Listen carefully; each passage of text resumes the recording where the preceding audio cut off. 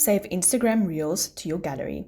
Hey guys, welcome back. Today I'm going to show you 2 easy ways how you can save your Instagram Reels to your gallery.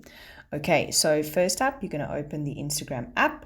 You're going to click on your story and camera. Then you can go to the setting option above and you're going to click on the Reels option and you're going to click on Save Reels to Device. Okay, so then this will automatically save your Reels to your device. The second option that you can choose is you can go to your home page, to the Reels, and you can click on the reel that you want to download. Then you're going to go to the bottom 3 dots. You're going to click on that, and you'll see the Manage option, which you will click on. Then you will go down to the Download option, and you can download it, and it will say Downloading.